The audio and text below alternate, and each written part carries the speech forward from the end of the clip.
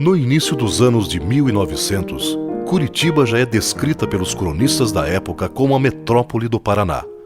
O historiador Rocha Pombo define a capital paranaense como um centro cosmopolita. As colônias mais numerosas e importantes são a portuguesa, a alemã e a italiana. Existem mais de 1000 veículos diversos circulando na cidade, que possui em plena atividade mais de 300 fábricas e oficinas. Os viajantes a descreviam como um centro de hábitos europeus. A indústria do mate, da madeira e as fundições eram as mais destacadas. Imprensa local atuante, escolas de qualidade e um comércio diversificado que se espalhava por ruas de casas e prédios majestosos, pontuadas por belas praças e largos. Tudo isso confirmava a matriz europeia de Curitiba.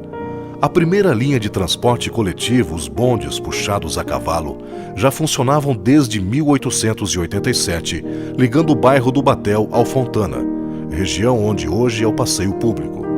Em 1912, Cândido de Abreu assume a prefeitura pela segunda vez e implementa reformas modernizadoras. Implanta o bonde elétrico e constrói o Palácio da Liberdade, hoje Museu Paranaense. É nessa Curitiba do começo do século XX, no final de 1901, que retorna à cidade um jovem médico, recém-formado pela Faculdade de Medicina do Rio de Janeiro e que em poucos anos de intensa dedicação à profissão, deixaria sua marca para sempre na história do Paraná. Dr. Miguel Severo de Santiago.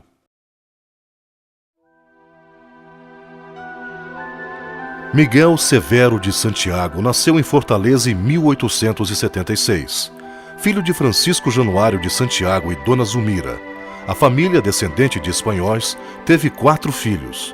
Miguel veio com os pais e os irmãos ainda pequeno para Curitiba, onde estudou no Instituto Paranaense de Ensino, hoje Colégio Estadual. Foi casado com Odília, filha da tradicional família paranaense Ferreira da Luz. Em 1919, Miguel Santiago morre prematuramente, vítima de tuberculose sem deixar filhos. A imagem de um homem inteligente e com uma beleza acima do comum permaneceu como um mito entre as gerações posteriores da família Santiago.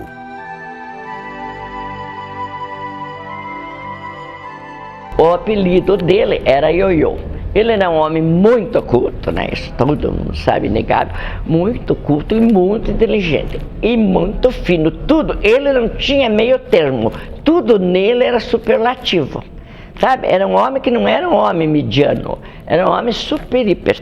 Tudo nele era demais. Ele era tão bonito, não é? E atendia tão bem. Essa elegância era uma boa educação, não é? Porque ele veio do Ceará e teve uma educação refinada mesmo, ia muito à Europa, então era um homem assim que tinha um fino trato, como dizem, e as mulheres realmente faziam fila no consultório, inventavam doença, porque ele era realmente, pelas fotografias dá para perceber que era um homem lindo. Era um homem extraordinário e não sei se isso cabe, mas na realidade das coisas tem influência, era um homem de uma figura muito elegante e muito atraente do ponto de vista físico. Então ele parece que isso auxiliava a sua influência pessoal no ambiente.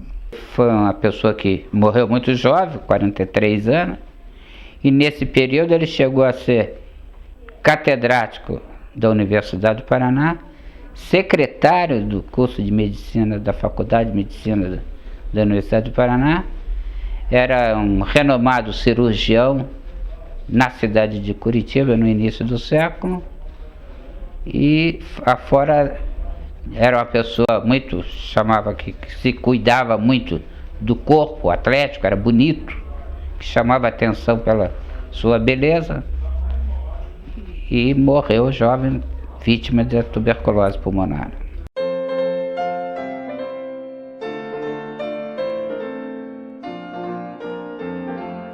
No começo de 1902, Miguel Severo de Santiago ingressou no corpo clínico do Hospital de Caridade da Santa Casa de Misericórdia de Curitiba. Cirurgião, logo começou a realizar muitas cirurgias.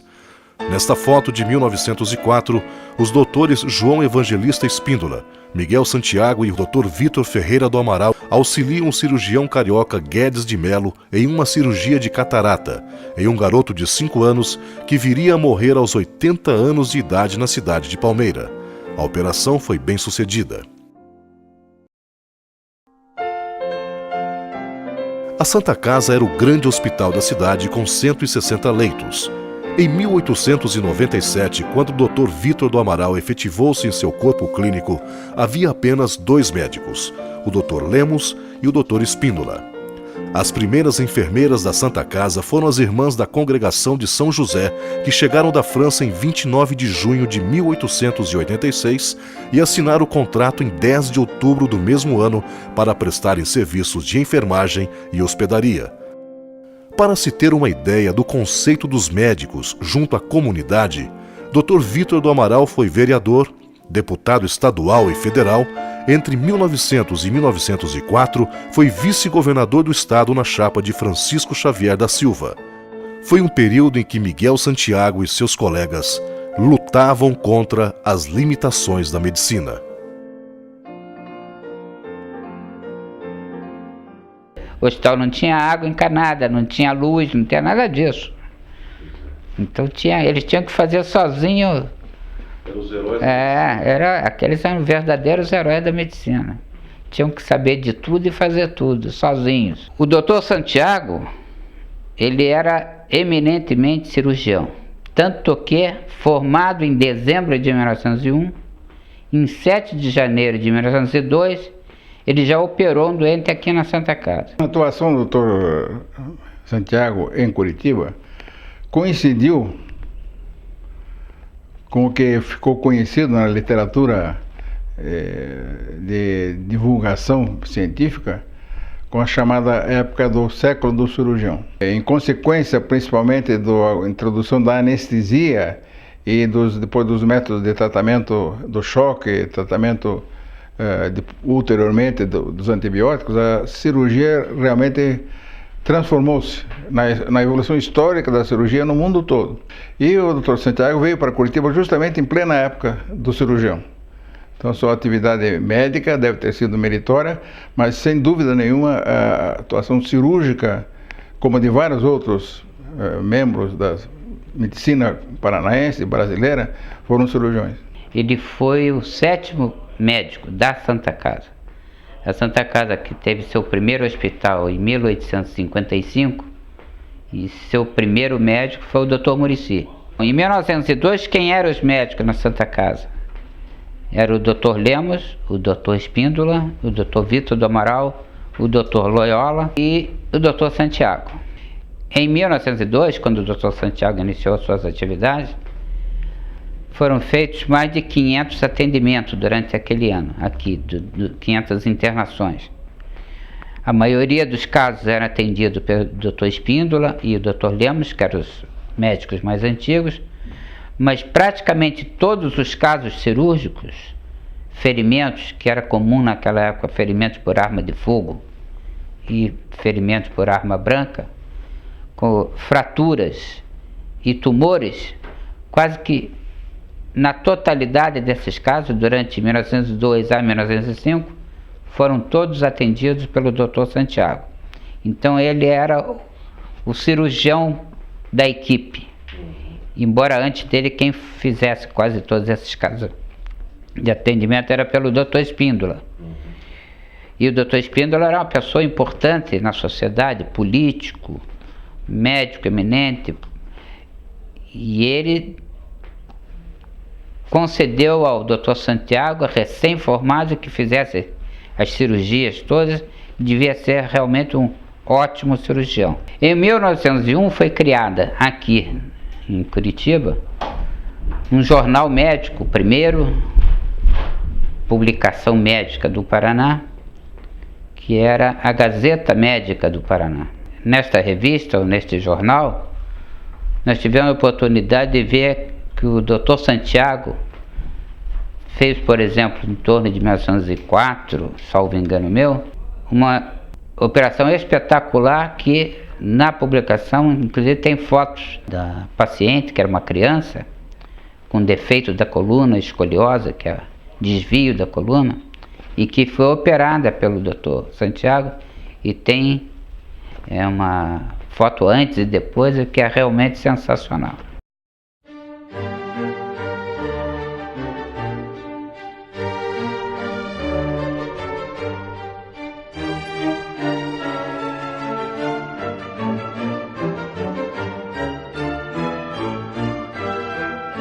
Em 1904, Miguel Santiago assume a direção do Gabinete Médico Legal, sucedendo Vítor do Amaral, que havia iniciado o primeiro livro de laudos, dando início ao registro sistemático dos exames legais de corpo de delito em setembro de 1899.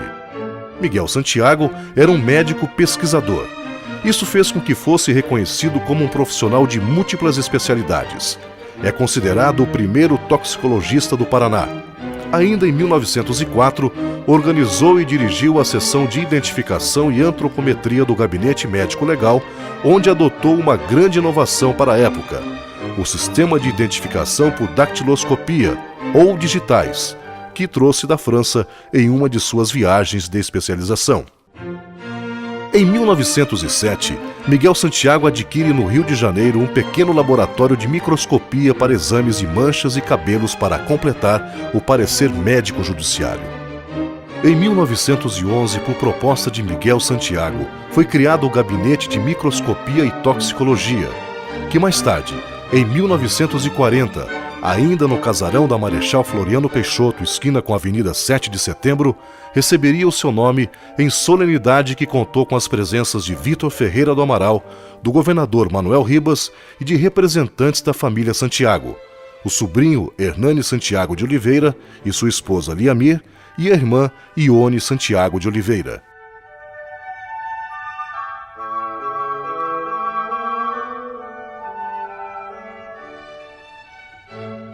Em 1912, na capital de São Paulo, durante o primeiro encontro policial brasileiro, realizado de 7 a 12 de abril, Dr. Miguel, como representante do Paraná, propôs, o que foi aceito por unanimidade, o estabelecimento de escola de polícia sob bases científicas. Era o começo de um novo tempo para a investigação criminal do Brasil, graças à visão de Miguel Santiago, que se apresentava como grande consultor técnico e científico para os demais estados brasileiros. O Dr. Miguel Severo Santiago, embora tivesse tido uma vida muito curta em termos de funcionário público, ele teve uma atuação muito importante, porque ele participou de muitas atividades que hoje estão aí consolidadas. E foi assim, para nós, uma pessoa que deu, vamos dizer assim, um rumo para a nossa polícia científica, principalmente a polícia científica. Ele sugeriu a criação de uma seção dentro do Gabinete Médico Legal, que era a denominação na época, de uma seção de identificação de delinquentes, já prevendo a possibilidade de, no futuro, o indivíduo que voltasse a delinquir tivesse a possibilidade de ser identificado de maneira rápida e eficaz. Então isso deu início ao quê? Deu início hoje ao nosso Instituto de Identificação, porque após essa sessão veio a se transformar num gabinete de identificação e de estatística, que fazia toda a estatística da Polícia do Paraná e fazia toda a identificação. E mais ainda, o que é muito importante, foi ele que sugeriu a criação das carteiras de identidade. Então, como o povo reagia, que achava que a identificação policial era muito perigosa, porque isso poderia trazer outras consequências, então ele começou com o pessoal da polícia, que é subordinado à própria chefatura. Então ele começou a fazer a identificação do pessoal da Polícia Civil, do pessoal da penitenciária, dos funcionários da penitenciária, da Guarda Civil, e foi dos carroceiros e mensageiros. Então eles foram sendo fichados e com isso começou a identificação policial civil e antes já começando pela criminal também. Foi um processo de educação. O povo sentindo que não havia nenhum comprometimento, vamos dizer assim, de ser fichado na polícia, mas sim apenas a forma de identificação civil, passou a colaborar e a coisa foi abrindo, começaram com as prostitutas e a coisa foi indo, começou por uma parte, vamos dizer assim, da camada social mais baixa para partir para depois, então, para a obrigatoriedade da identificação geral.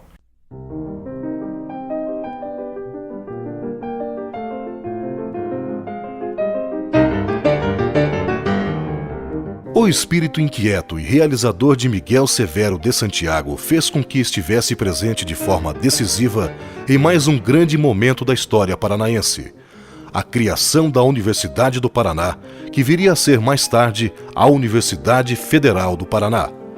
Tendo como principais fundadores Dr. Vitor Ferreira do Amaral e Silva, que foi seu primeiro reitor, e Nilo Cairo da Silva, a Universidade do Paraná foi fundada em 19 de dezembro de 1912 e começou a funcionar em janeiro de 1913, com os cursos de farmácia, direito, engenharia civil, agronomia e odontologia.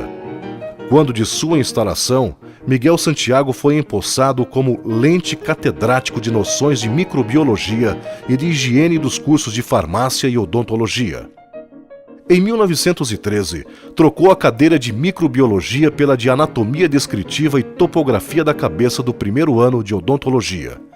Em outubro do mesmo ano, transferiu-se para a cadeira de anatomia médico-cirúrgica e operações e aparelhos do terceiro ano do curso de medicina e cirurgia. Em 1914, foi nomeado para reger temporariamente a cadeira de anatomia descritiva do primeiro ano do curso de medicina. De 1916 a 1918, foi subsecretário da Universidade do Paraná.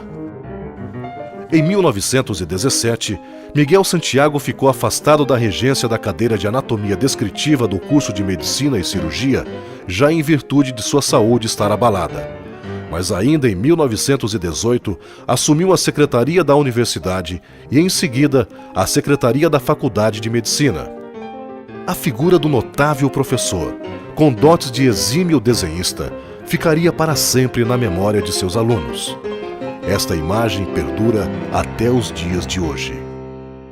A Universidade do Paraná foi fundada em 1912 e o Dr. Santiago já participou ativamente da própria formação da universidade. Houve uma reunião de intelectuais, médicos, advogados, engenheiros, que lançaram a criação da Universidade do Paraná. E o Dr. Santiago já fazia parte desse grupo, tanto que no dia 19 de dezembro de 1912, quando foi inaugurada a Universidade do Paraná, o nome do Dr. Santiago já consta na lista de catedráticos eleitos. Naquela época, como não havia uma congregação anterior, não podia haver concurso, havia uma eleição dos catedráticos. Então, na realidade, o Dr. Santiago iniciou o ensino da técnica cirúrgica, ou da cirurgia, e da anatomia topográfica aplicada. O papel dele foi muito importante também, então, não só como um pesquisador,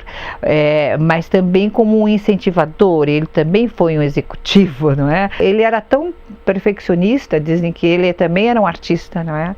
Ele era um desenhista, desenhava muito bem e pintava. E quando ele desenhava no quadro o sistema circulatório, o sistema neurológico, o sistema fisiológico, ele desenhava tão bem que os professores que entravam depois tinham pena de apagar aquele quadro, porque com giz colorido ele desenhava todos os detalhes desses sistemas, né, do ser. É muito interessante a figura dele, é uma figura que foi fundamental mesmo para o início da universidade. Meu pai e minha mãe se formaram em 1919, no curso de odontologia. Portanto, 19, em 1914, 15, 16, mais ou menos, eles já estavam na universidade e foram alunos dele. Então, eu me lembro que minha mãe, ela contava muito do Dr. Miguel Santiago, que era um professor excelente, ele dava microbiologia. Então, era uma pessoa que continuava dedicado a pesquisa, porque microbiologia efetivamente é um trabalho de pesquisa, né? O material didático na época era muito escasso, muito difícil, geralmente isso aí vinha da Europa. Tinha que comprar, adquirir, a preços elevadíssimos, etc. Então o artista, como meu pai, e era também o Miguel Severo, segundo consta, desenhava no quadro e a funcionária, quando ia fazer a limpeza da sala, tinha pena de apagar aqueles desenhos maravilhosos, que eram representativos de uma de um determinado momento, de uma aula, de um momento muito especial dentro da história natural, ou no caso dele, da microbiologia. Eu só fico imaginando como ele deveria proceder com um giz, apagador e um quadro negro. Deveria ter sido um trabalho maravilhoso, né? Na Gazeta Médica, iniciada em 1901, existe artigo dele de higiene com sugestões para a cidade de Curitiba, que naquela época sempre tinha sido vítimas de epidemias de tifo devido ao problema de água e esgoto da cidade.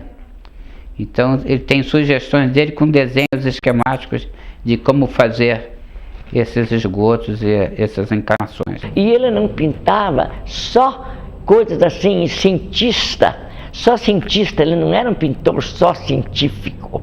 Ele pintava, tinha aquarelas lindas, tinha figuras. Olha que para fazer retrato, não é qualquer um que faz. Ele era um artista mesmo, uma alma mesmo de artista que ele tinha, sabe? Sensibilidade para tudo, sabe?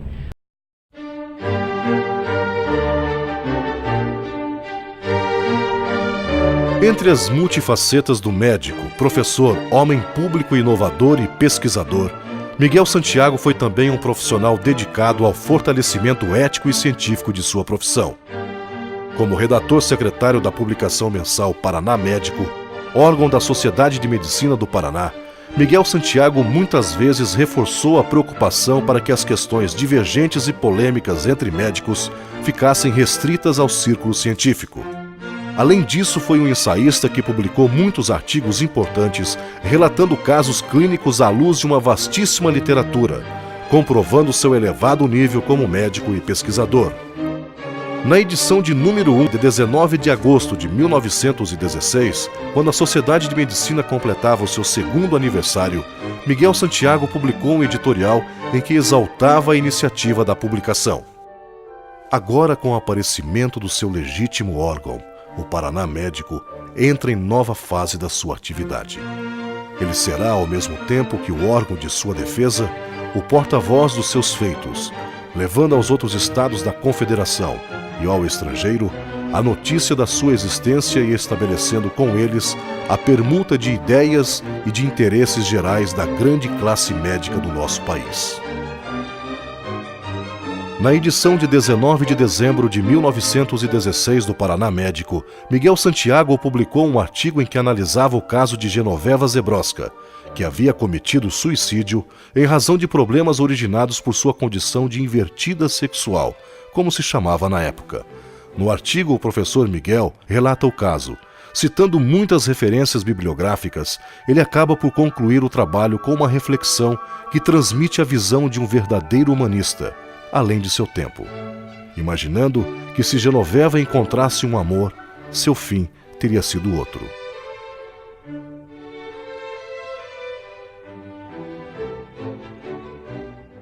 O que o artigo me chamou muita atenção. Primeiro, a capacidade que ele teve de fazer um apanhado, um resumo bastante eficaz, bastante bem construído da teoria sexual do século XIX.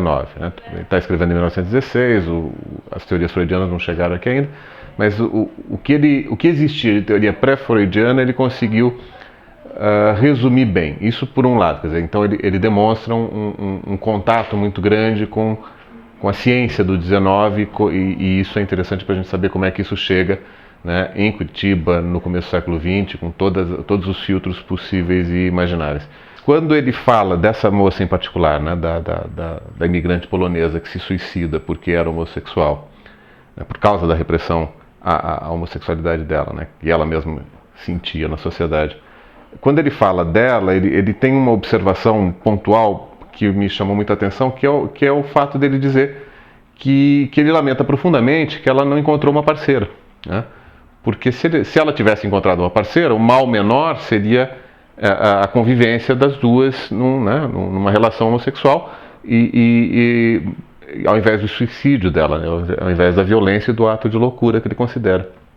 E isso é uma coisa que está clara na obra do Paulo Mantegazza. Ele vai também dizer que a homossexualidade é doença, é vício, é tudo o que você quiser, mas que o médico tem que cuidar dos pacientes que chegam para ele com com o mesmo carinho, com a mesma relação de respeito, não, de compaixão, na verdade.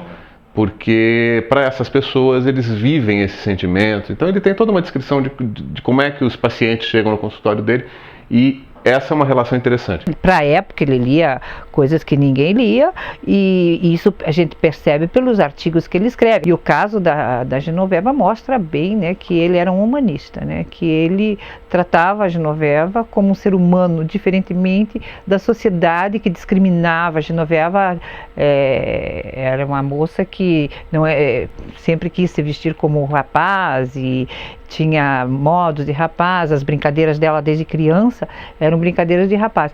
E ele tratou a Genoveva e percebe que se ela tivesse talvez encontrado uma parceira, ela não teria se suicidado, porque o caso da Genoveva foi um caso trágico, né?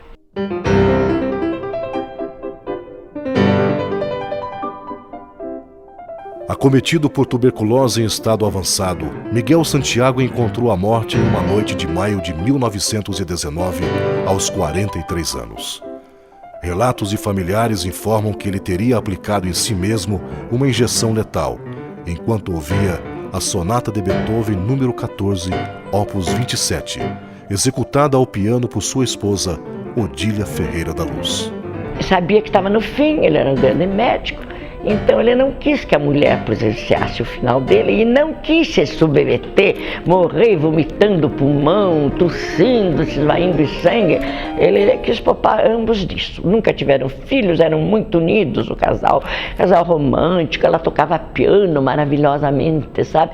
Era uma coisa que não é para o mundo de hoje. Diante do inevitável, não é, daquela morte que ele sabia seria trágica, não é, e iria trazer muito sofrimento à sua mulher, ele pensou em exterminar a própria vida, e foi o que ele fez. Mas para que ela não sentisse tão fortemente, ele nem anunciou. Ele pediu que ela fosse tocar a sonata preferida dele ao piano, era uma sonata de Beethoven, e ele costumava se sentar atrás dela, ao piano, ele normalmente lendo, né, enquanto ela tocava piano, e lendo, estudando, escrevendo mesmo, e ele sentou-se na sua cadeira habitual e injetou nele mesmo o líquido letal e morreu tranquilamente. Até a morte dele foi romântica, né? Foi como a vida que ele teve, né? Miguel Santiago é um grande nome da civilização paranaense e permanecerá vivo através de seu legado para sempre. Dr. Miguel Severo de Santiago, uma vida além de seu tempo.